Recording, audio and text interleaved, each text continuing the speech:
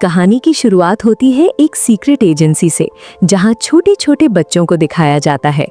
इन बच्चों की सर के पीछे बारकोड का टैटू बनाया जा रहा होता है। असल में इन बच्चों की कोई पर्सनल पहचान नहीं होती, इसीलिए उन्हें नाम की जगह नंबर्स दिए जाते हैं। बारकोड की वजह से हर बच्चे की एक अलग आइडेंटिटी बन जाती है।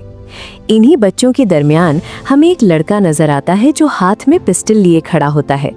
इस लड़के का बारकोड नंबर होता है एजेंट 47।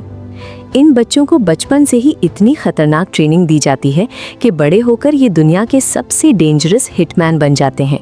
आगे मूवी में तुम देखोगे कि ये लोग कितने रूथलेस किलर्स बन चुके होते हैं। जब ये बड़े हो जाते हैं तो कॉन्ट्रैक्ट पर लोगों को मारना शुरू कर देते हैं, और जिन लोगों को ये ख़त्म करते हैं वो आम लोग नहीं, बल्कि दुनिया के बड़े बड़े माफिया और पावरफुल क्रिमिनल्स होते हैं। इनका किलिंग स्टाइल इतना डेंजरस होता है कि देखने वाले के रोंगटे खड़े हो जाते हैं। अब सीन शिफ्ट होता है वेस्ट अफ्रीका के मुल्क नाइजर में। यहाँ एक लोकल गैंग का अड्डा दिखाया जाता है। गैंग के कुछ लोग एक आदमी को पकड़कर अपने बॉस के पास लेकर आते हैं।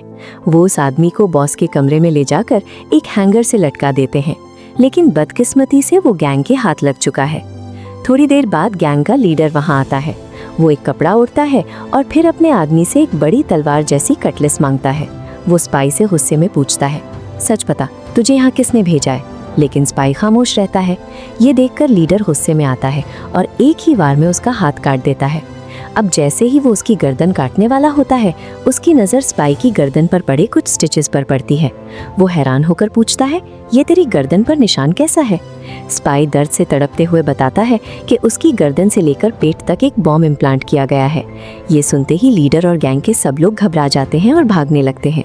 लेकिन दूसरी तरफ एक आदमी खड़ा होता है जिसके हाथ में एक रिमोट कंट्रोल होता है, और जैसे ही वो रिमोट का बटन दबाता है, एक ज़बरदस्त ब्लास्ट होता है और पूरा गैंग का अड्डा हवा में उड़ जाता है। और इस खतरनाक स्टाइल में किलिंग करता है एजेंट 47। हाँ, वही एजेंट 47 जिसे तुमने मूवी की शुरुआत में बारकोड टैटू के साथ देखा था। ब्लास्ट के बाद एजेंट 47 बिल्कुल आराम से वहां से निकल जाता है और अपने होटल रूम में जाकर शावर लेने लगता है। यहाँ पता चलता है कि एजेंट 47 अकेला नहीं है। उस जैसे और भी कई हिटमैन दुनिया में घूम रहे हैं, जिनका किलिंग स्टाइल भी उतना ही डेडली है।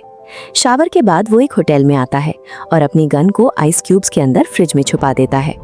दरवाजे के कारपेट के नीचे मार्बल्स रख देता है ताकि अगर कोई चुपके से अंदर आए तो आवाज़ हो जाए। फिर रूम के दरवाजे पर ग्रेनेड ट्रैप लगा देता है ताकि कोई भी दरवाज़ा खोले तो तुरंत ब्लास्ट हो जाए। उसके बाद वो अपना लैपटॉप खोलता है और एक लड़की से बात करता है जिसका नाम है डायना। असल में डायना ही एजेंट 47 को हर मर्डर का कॉन्ट्रैक्ट देती है, और हर मिशन के बदले एजेंट 47 को बहुत ज़्यादा पैसे मिलते हैं।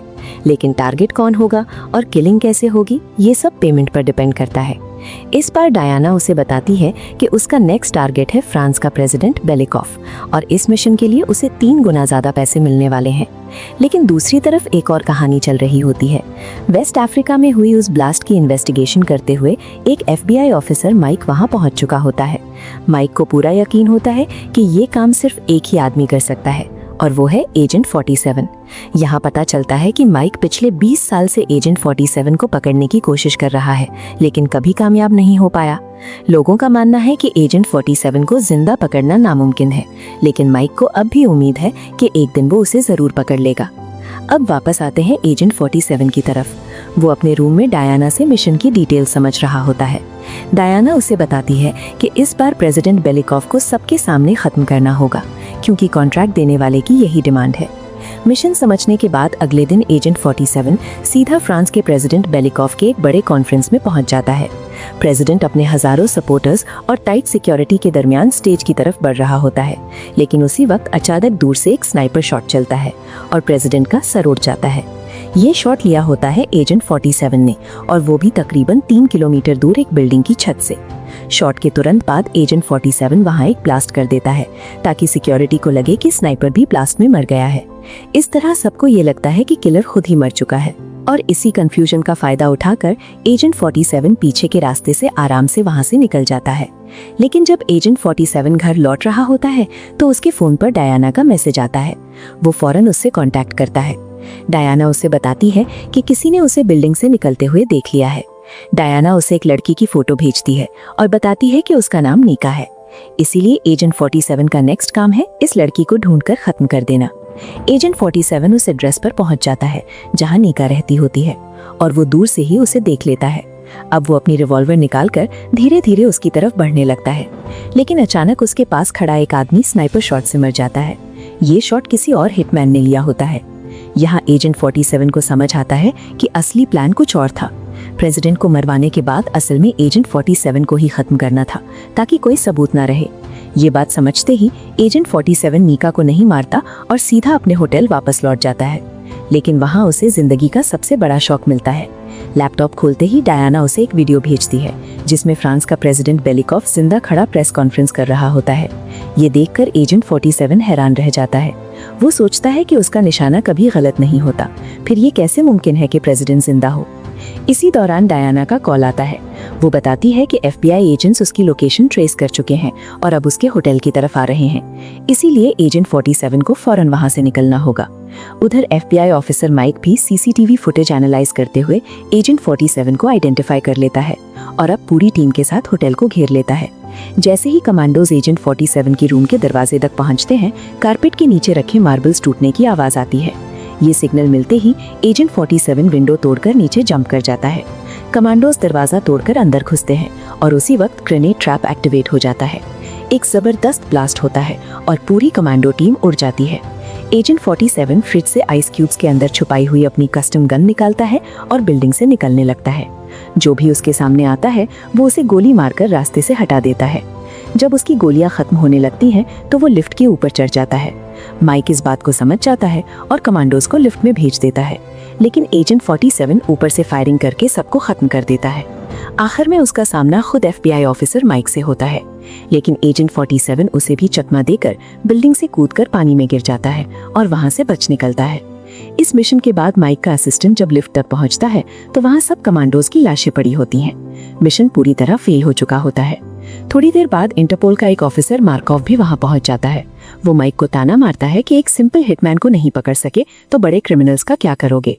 लेकिन मार्कोव को ये नहीं पता होता कि माइक पिछले 20 साल से एजेंट 47 का पीछा कर रहा है। दूसरी तरफ एजेंट 47 सीधा नीका के घर पहुंच जाता है। वो उसे गन पॉइंट पर पकड़कर पूछता है कि उसे किसने भेजा है, लेकिन नीका बताती है कि उसका किसी एजेंसी से कोई लेना देना नहीं। फिर नीका अपनी असल कहानी बताती है। वो एक हाई क्लास प्रोस्टिट्यूट होती है जिसके क्लाइंट्स पावरफुल लोग होते हैं, मिनिस्टर्स, ऑफिशियल्स और हत्ता के प्रेसिडेंट बेलिकॉफ भी। वो बताती है कि प्रेसिडेंट असल में बहुत ही जालिम और गंदा इंसान है जो उस पर जुल्म करता था। ये सब सुनकर एजेंट 47 को उस पर तरस आता है और वो उसे मारने का प्लान कैंसिल कर देता है। लेकिन अब कहानी और भी डेंजरस होने वाली है, क्योंकि एजेंट 47 को अब पता चल चुका है कि प्रेसिडेंट बेलिकॉफ ही उसके खिलाफ साजिश कर रहा है। और अब एजेंट 47 ने फैसला कर लिया है कि वो इस बार पैसे के लिए नहीं बल्कि इंतकाम के लिए प्रेसिडेंट को खत्म करेगा। अब एजेंट 47 ने फैसला कर लिया था कि वो प्रेसिडेंट बेलिकॉफ तक पहुंचकर उसे खत्म करेगा, लेकिन प्रेसिडेंट तक पहुंचना इतना आसान नहीं था। उसके इर्द गिर्द हमेशा हैवी सिक्योरिटी रहती थी, इसीलिए एजेंट 47 को एक नई स्ट्रैटेजी बनानी पड़ती है। वो नीका को अपने साथ एक क्लब में ले जाता है। बाहर से लगता है जैसे वो बस उसके साथ वक्त गुजारने आया हो, लेकिन असल में वो अपने नेक्स्ट टारगेट का इंतजार कर रहा होता है। कुछ देर बाद एक वेटर वाइन का ग्लास लेकर गुजरता है। एजेंट 47 उसे रोककर ग्लास उठाता है, फिर वापस कर देता है, लेकिन इसी दौरान वो वाइन में एक खतरनाक पॉइजन मिला देता है। वो वाइन एक बड़े गैंगस्टर के पास ले जाई जाती है। असल में अगर एजेंट 47 उस गैंगस्टर को पकड़ लेता तो सीधा प्रेसिडेंट बेलिकॉफ तक पहुंच सकता था।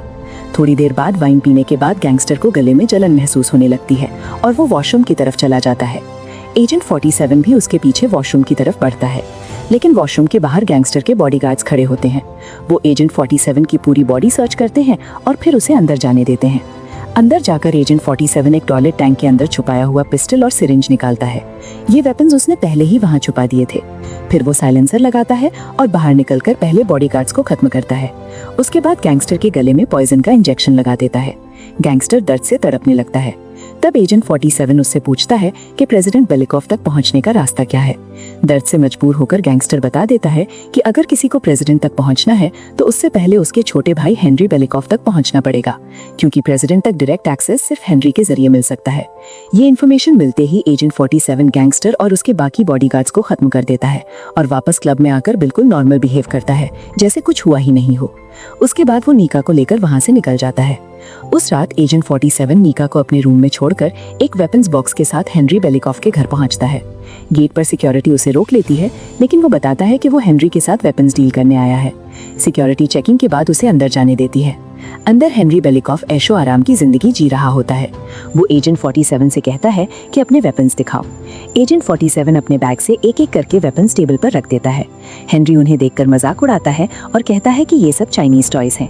ये सुनकर एजेंट 47 मुस्कुराता है और कहता है, मशीन बड़ी हो या छोटी फर्क नहीं पड़ता। फर्क इस बात से पड़ता है कि उसे चलाने वाला कौन है। ये कहते ही वो 2 ऑटोमेटिक गन्स निकालता है और फायरिंग शुरू कर देता है।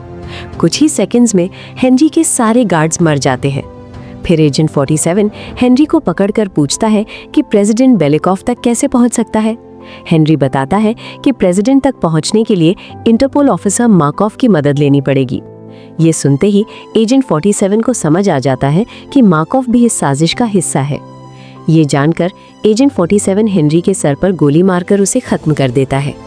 अब एजेंट 47 नीका को एक पुराने रेलवे स्टेशन ले जाता है।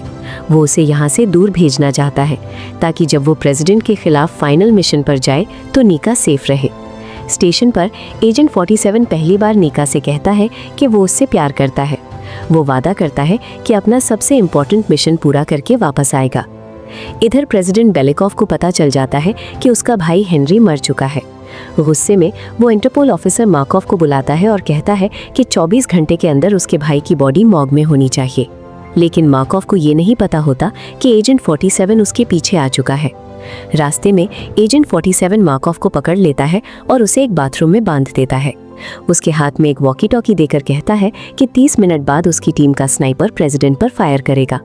अगर मार्कॉफ ने स्नाइपर को ऑर्डर नहीं दिया तो बॉम्ब ब्लास्ट हो जाएगा। मजबूर होकर मार्कॉफ स्नाइपर को ऑर्डर देता है। स्नाइपर प्रेसिडेंट पर 3 शॉट्स फायर करता है, लेकिन प्रेसिडेंट बच जाता है और सिक्योरिटी उसे तुरंत सेफ रूम में ले जाती है। इसी कियोस्क का फायदा उठाकर एजेंट 47 बिल्डिंग के अंदर घुस जाता है और एक एक करके सारे गार्ड्स को खत्म करता हुआ प्रेसिडेंट के रूम तक पहुंच जाता है। रूम के अंदर वो प्रेसिडेंट बेलिकॉफ को कुर्सी से बांध देता है और उससे पूछता है कि नीका के साथ उसने क्या किया था। प्रेसिडेंट उसे धमकाने की कोशिश करता है और कहता है कि सिक्योरिटी उसे जिंदा नहीं छोड़ेगी, लेकिन एजेंट 47 बिना ज्यादा बात किए सीधा उसके सर पर गोली मार देता है। मिशन पूरा करने के बाद वो कुर्सी पर बैठकर किसी का इंतजार करता है। कुछ देर बाद FBI ऑफिसर माइक अपनी कमांडो टीम के साथ रूम में घुसता है और फाइनली एजेंट 47 को अरेस्ट कर लेता है। लेकिन कहानी यहीं खत्म नहीं होती। मूवी के लास्ट सीन में नीका को दिखाया जाता है। दूर एक बिल्डिंग पर एक स्नाइपर उस पर एम किए बैठा होता है। हैरानी की बात यह है कि वो स्नाइपर भी बिल्कुल एजेंट 47 जैसा दिखता है। उसके पास एक और हिटमैन की लाश पड़ी होती है। अब सवाल ये है, वो डेड हिटमैन कौन था और नीका पर एम करने वाला असली एजेंट 47 है या कोई और? इसका जवाब मिलता है मूवी के नेक्स्ट पार्ट में।